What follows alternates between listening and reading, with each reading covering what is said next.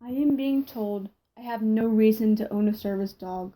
I'm being called an animal abuser and told that I have no disability that requires a service dog by people with service dogs for invisible disabilities. Why am I not being treated the same? Not all disabilities are visible. Just because I don't look disabled doesn't mean I'm faking it. I have every right to own Quinn. I would lay down my life for her, and now people are saying that I'm going to kill her and she should be taken away. Why should I be singled out? Why would I want to hurt something that has changed my life so much? My disability requires a mobility dog or balance assistance. The reason we went with Sit Service Dogs, the agency I got Quinn, is because they were the only ones that would help me because of my age. Other agencies said that I would have to have somebody else handle the dog, even though I was 16 at the time. And others said I wasn't old enough and I was still considered a child.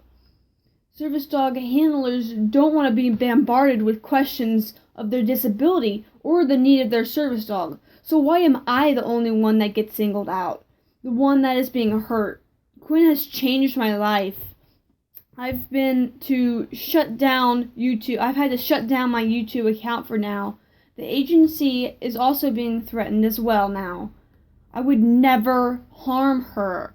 We got permission from them and a veterinarian, saying that she was in good health and sturdy enough to help with mobility problems. Yes, she's smaller, so what? She's smaller than the average mobility dog. I think the misconception that people think is that I'm balancing on her all the time. I use her for balance. I could walk fine without her.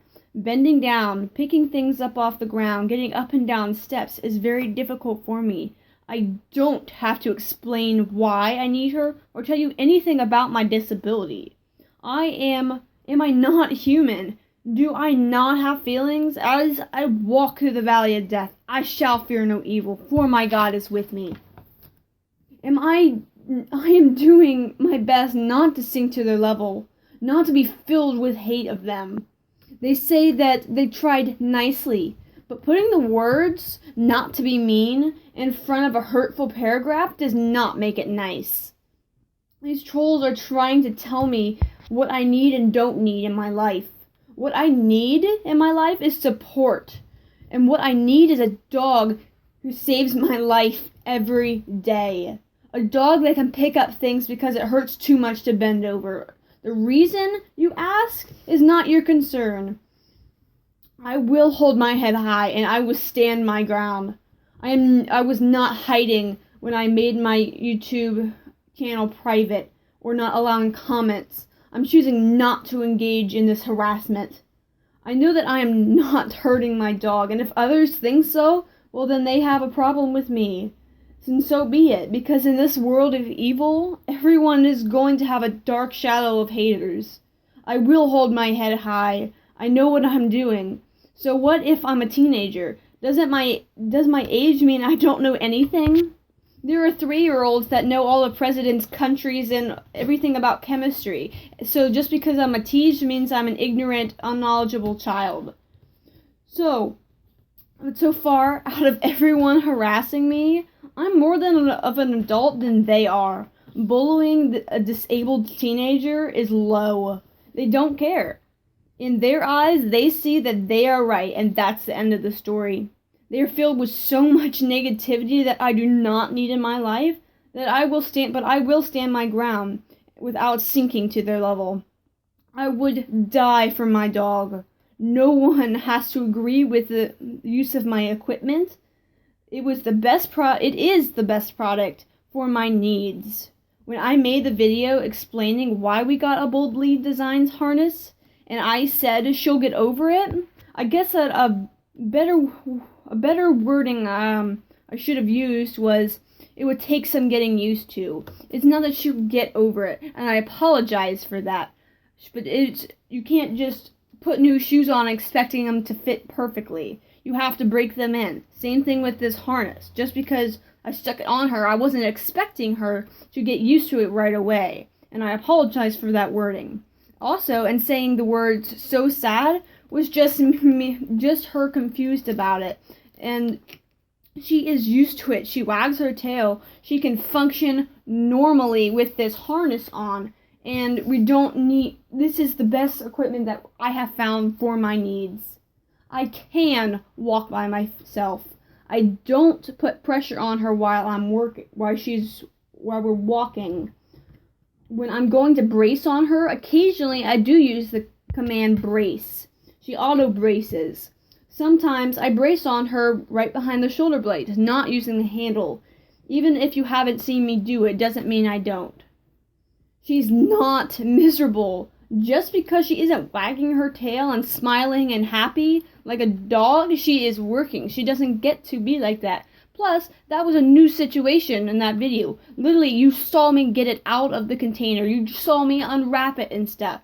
I wasn't expecting her to be 100% fine with it. But you know what? Now she is. It's my choice on what I'm going to use. If you've watched my videos of her off-duty, then you can see her happy and playful and full of energy, not miserable. So now people have written emails to the program because I'm going to ruin a highly trained dog. I am educated. I know. I didn't just wake up one day and say I want a service dog. I know the laws. I know the things not to do and the things to do.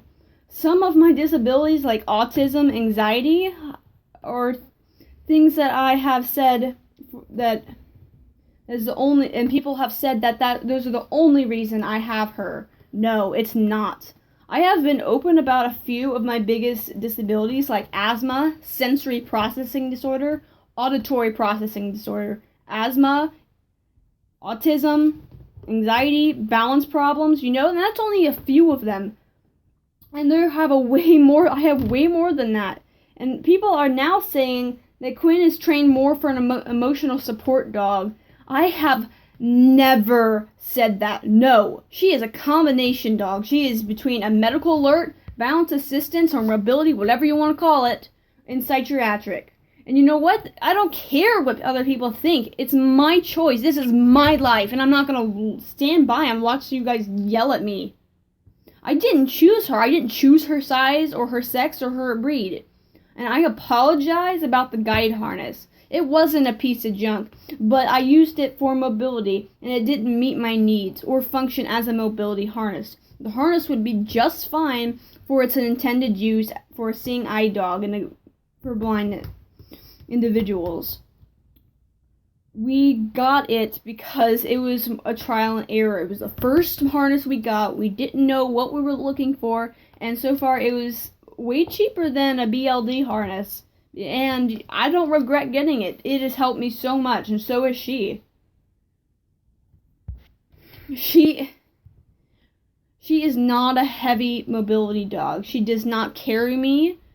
Just because I hold on to her BLD harness while we're walking doesn't mean I'm putting really any pressure on it. I'm not leaning on her, everyone. I am simply holding on to her harness because I fall a lot. And it's embarrassing as hell. And I can't help it. I'm not holding on to her. She is, if you guys don't like the word mobility dog, well then by all means, she's a balance assistance dog. There you go. There's your best of both worlds. Just because you don't see other dogs on Sit Service Dog's site wearing a boldly designed harness doesn't mean that I can't use one. Just because you have never seen a Great Dane service dog or a Chihuahua service dog or some other random breed does not mean that they cannot be used for that purpose. If they have a problem and... Oh my gosh, people. This is so frustrating. It's nobody's business why I need a balance assistance dog or mobility dog. And again, I can walk by myself. The video that I made about service dogs in school and placement, yes, I didn't even touch her harness. Yes, you guys are 100% correct. I didn't need to. And just because I can reach down to pet her during class does not mean she's an emotional support dog. And now people are trying to tell others that her only Her only purpose is for an emotional support dog. She's not an emotional support dog. She is a freaking medical alert and mobility dog. Live by the quote. If you have nothing nice to say, then don't say anything at all. Or treat others the way you want to be treated. It's ridiculous grown adults with invisible disabilities questioning my invisible disabilities. My God is with me, and I pray to him that he will heal their souls. Love your enemies, bless those who curse you, do good to those who hate you, and pray for those who persecute you. Matthew 6:44.